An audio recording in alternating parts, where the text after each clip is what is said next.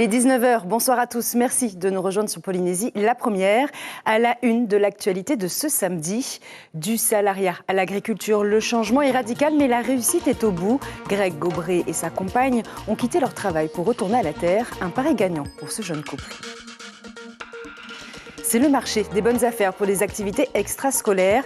Après 2 ans d'absence, Back to School a fait son grand retour dans la capitale et a réuni ce samedi 80 exposants, un record.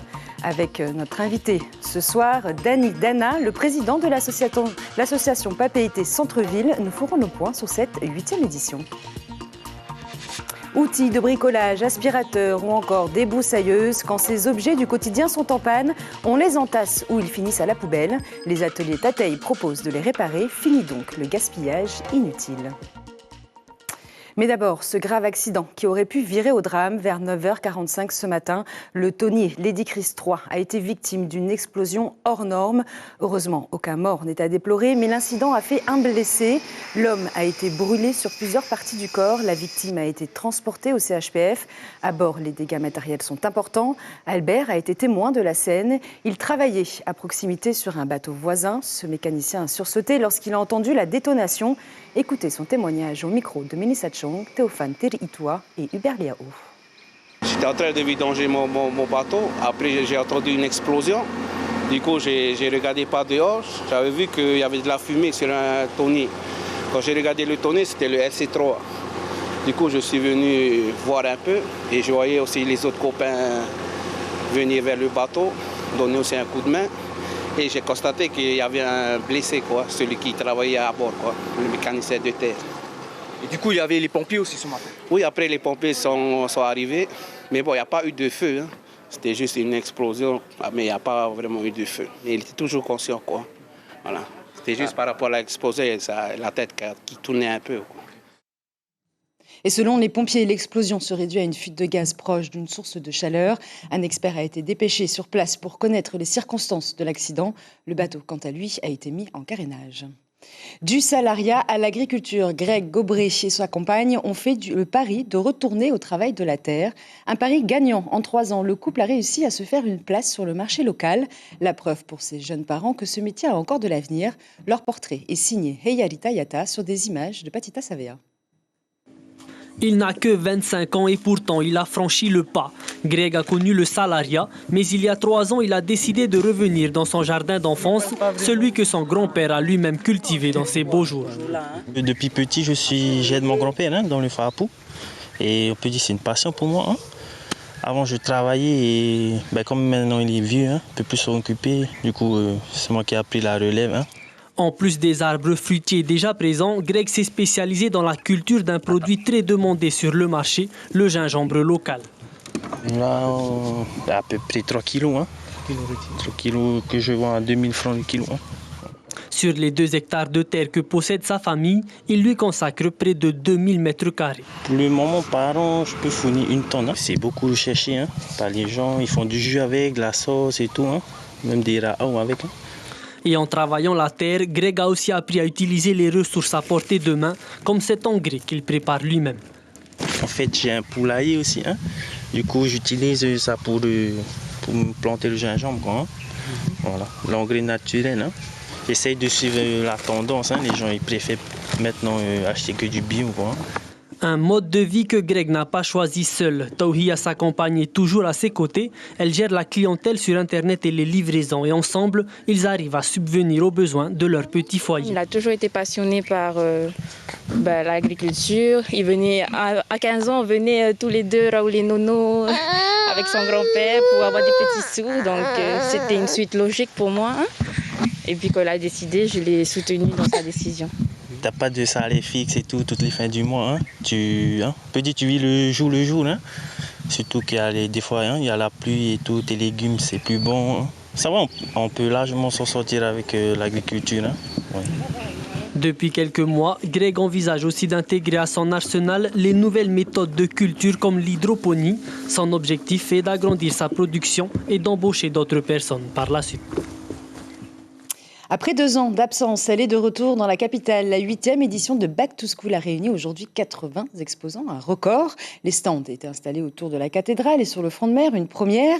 Sur place, tout pour occuper vos enfants. Au reportage de David Chang.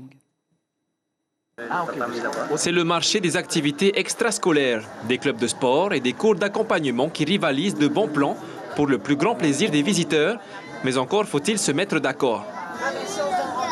Oui, c'est l'équitation. Donc, mais voilà, l'équitation c'est bien, mais besoin de faire un sport qui soit plus endurant et qui fasse plus marcher le cardiaque pour elle. Non, je veux pas que ce soit dur, je veux juste qu'elle se dépense un peu plus, quoi. Parce que l'équitation, c'est plus le cheval qui se dépense. Parmi les nombreux clubs présents, on trouve des cours de soutien en anglais comme ici. Et côté sport, des cours de surf, d'escrime et aussi d'arts martiaux comme l'aïkido, un sport de combat japonais. La fédération qui compte 200 licenciés cherche à trouver de nouveaux aficionados. Le but, c'est de nous faire connaître déjà et d'inciter les jeunes, les parents, les familles, les moins jeunes, à s'inscrire. Parce que souvent, moi, ce que j'observe chez nos jeunes actuellement, c'est qu'un regard, une parole et ça part en live. L'événement a lieu tous les ans. Il est à l'initiative de l'association de commerçants Papé Été Centre-Ville. Un rendez-vous que la mairie encourage pour le bien-être de ses habitants. Il faut soutenir pour nos enfants de papéter, de participer, le sport aussi. Ça, c'est pour eux à plus tard. Ce sont les danses et les chants qui ont clôturé l'événement aux alentours de 17h.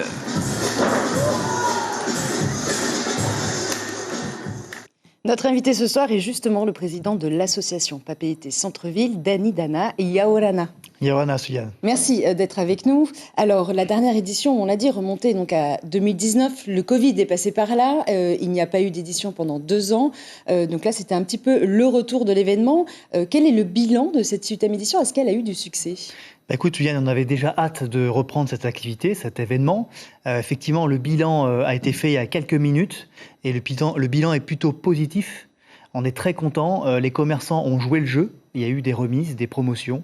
On a attiré quand même plus de 80 exposants, en majorité des fédérations, des associations, activités extrascolaires. Le bilan est plutôt positif. On avait besoin de redynamiser ce centre-ville et vraiment le bilan est plutôt bon. Un centre-ville qui était un peu mort pendant 2 ans quand même avec les 2 confinements qu'on a eus. Comment vous comptez justement redynamiser un petit peu le centre-ville dans les prochains mois? Quels sont les projets? Alors c'est beaucoup d'efforts. C'est une association, c'est un comité, c'est des commerçants qui se dévouent pour trouver des solutions, c'est des subventions. Et c'est vrai qu'on a l'habitude maintenant, depuis 12 ans, l'association Papé Été Centre-Ville organise des événements dans le centre-ville. Et l'idée, c'est justement de faire venir du monde dans ce centre-ville.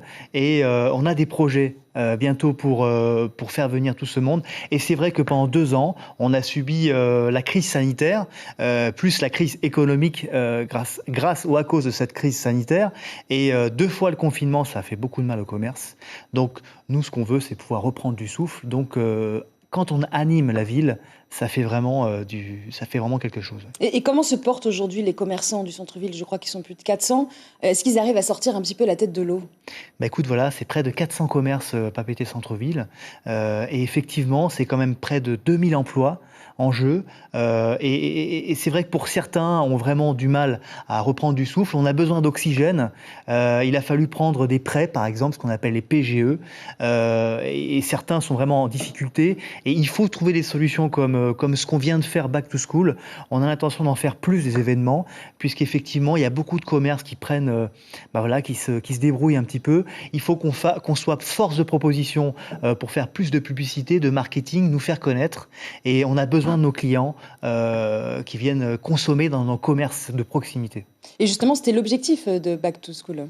C'est l'objectif de Back to School. Back to School, ça amène beaucoup de monde dans le centre-ville. Nous, ce qui nous intéresse, c'est d'avoir du trafic. Avec ce trafic, on peut profiter que les personnes, les passants puissent faire du shopping. Par exemple, dans mon commerce, moi à Patachou, par exemple, j'ai fait plus de 20% grâce à cet événement. Et autour de moi, autour des commerces, tout le monde en a profité. Donc effectivement, on a besoin d'animer. On anime les commerces et ça fait du chiffre supplémentaire. C'est ce qu'on a besoin. Merci beaucoup, Dany Dana. Merci à toi. Je rappelle que vous êtes donc le président de l'association Papé Été Centre-Ville. C'est bien ça.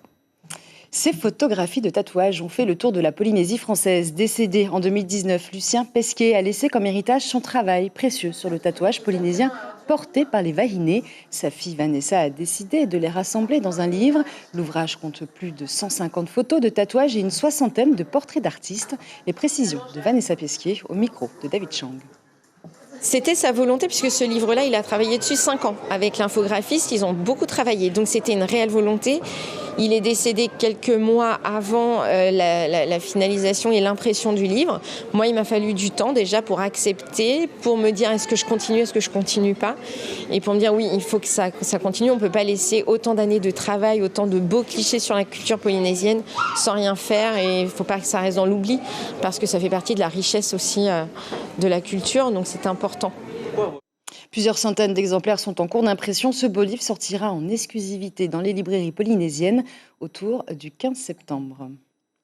Micro-ondes, aspirateurs ou encore débroussailleuses, quand ces objets du quotidien sont en panne, on les entasse dans un grenier ou si on a le courage, on finit par les jeter. Du gaspillage inutile. Organisé par l'association Tiei Fenoumoa, les ateliers Tatei proposent de réparer ces appareils. Pour cette 19e édition, ils se sont implantés à Orofara.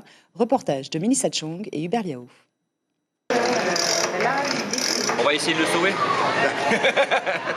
Sauver et réparer plutôt que de jeter, c'est l'objectif de Mathayar I, réparateur bénévole des ateliers Tataï.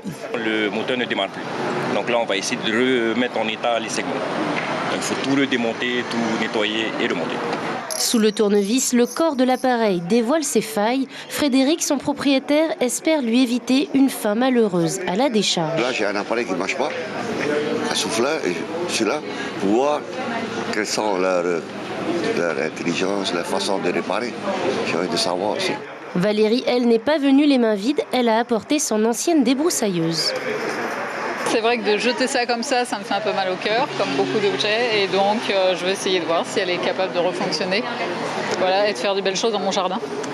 Ici, c'est un aspirateur qui a presque rendu l'âme. À 9 ans, Chloé sait déjà utiliser une panoplie d'outils. Sa maman, une professionnelle de la réparation, n'est jamais très loin. Qu'est-ce que tu sais réparer, Chloé ? Les machines à laver et un tout petit peu les micro-ondes. On voit beaucoup de cas où les femmes se retrouvent seules avec des enfants du jour au lendemain. Et donc c'est important justement de pouvoir se rendre indépendante et de pouvoir être capable de pouvoir changer une ampoule, de pouvoir resserrer une vis sur une charnière de porte et tout. Et toutes ces petites choses aujourd'hui, malheureusement, la génération d'aujourd'hui n'ont pas appris. Utilisé au quotidien, l'électroménager génère beaucoup de déchets. Pour Moéa Pereire, il faut parfois un coup de pouce pour donner une seconde vie aux objets. Le premier objectif, évidemment, c'est de réduire la quantité d'encombrants qui atterrissent dans nos écosystèmes, de réparer, de valoriser un maximum. L'idée, c'est vraiment qu'elles repartent avec des outils concrets pour la prochaine fois que leur appareil tombera de nouveau en panne, qu'ils sont en mesure de réparer par eux-mêmes ou alors de faire appel à nos réparateurs qui sont quand même des experts.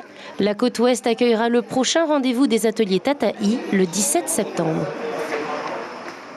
Prenons la direction des îles à Moorea, plus précisément, où l'ambassadeur de l'Union européenne dans le Pacifique était en visite aujourd'hui. Premier arrêt pour le diplomate, le mémorial aux personnes disparues lors du crash d'Air Moorea. 2 victimes travaillaient pour l'Union européenne.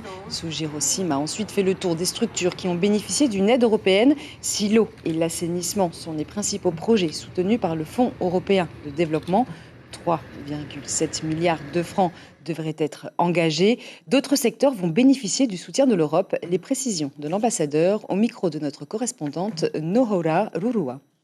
Le secteur qui a été soutenu par l'Union européenne, c'est le tourisme durable. Donc je suis certain qu'ici, à Moorea, qui est un haut lieu touristique, on devrait pouvoir voir certaines de ces réalisations.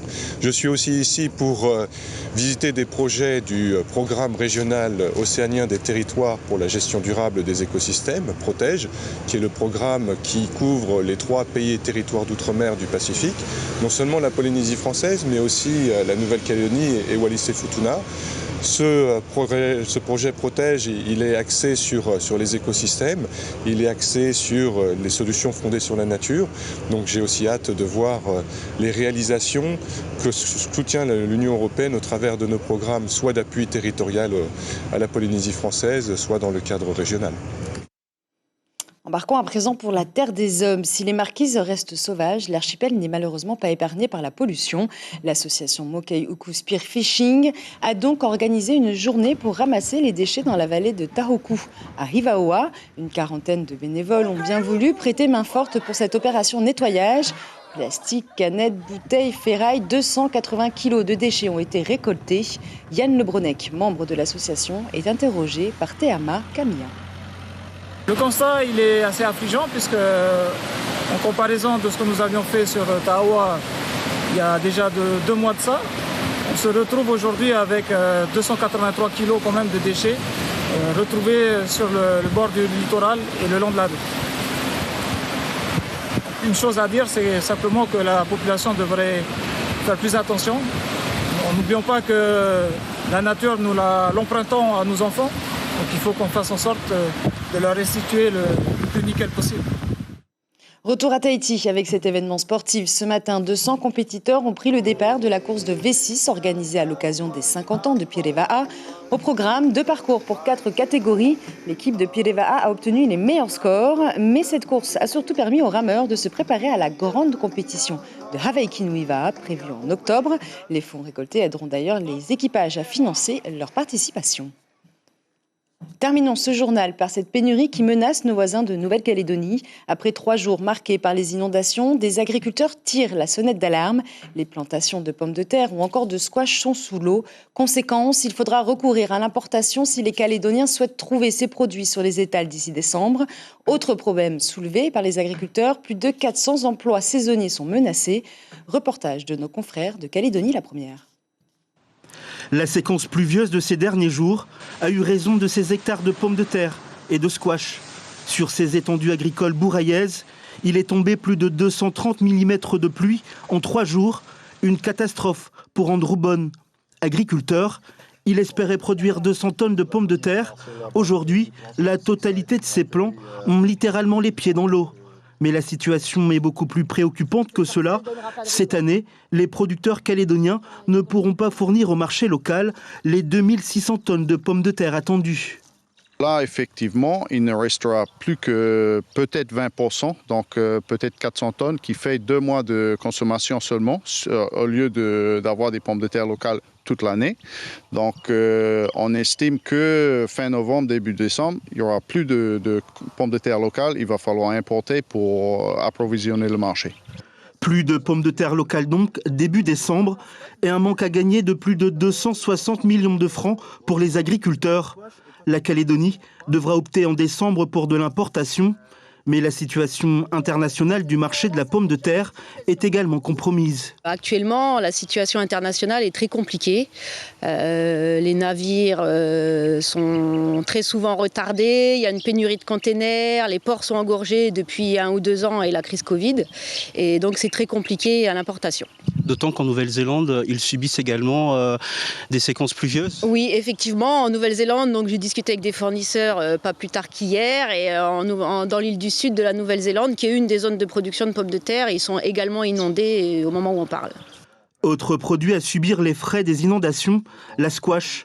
Sur ces images, des hectares de ce cucurbitacé endommagés par les trompes d'eau et par les débordements de l'ANERA qui est sorti de son lit. En plus du moral des agriculteurs, les inondations de ces derniers jours ont également emporté plus de 400 emplois saisonniers. C'est la fin de cette édition. Je vous en rappelle l'information principale. L'explosion d'un tonnier ce matin du côté de Whareute a fait un blessé. Brûlé sur l'ensemble du corps, l'homme a été évacué au CHPF. À bord, les dégâts matériels sont importants. L'explosion serait due à une fuite de gaz proche d'une source de chaleur. Un expert a été dépêché sur place pour connaître les circonstances de l'accident. Et sachez que demain, nous recevrons en plateau le président du pays, Édouard Fritsch. Au programme de votre soirée, vos séries Candice Renoir, suivies de Réunion. Les premières informations sont à retrouver demain matin dès 6h30 sur Radio Polynésie la Première avec Epua Teuira et Corinne Tehitia. Quant à moi, j'aurai le plaisir de vous retrouver demain soir. En attendant, je vous souhaite à tous une excellente soirée.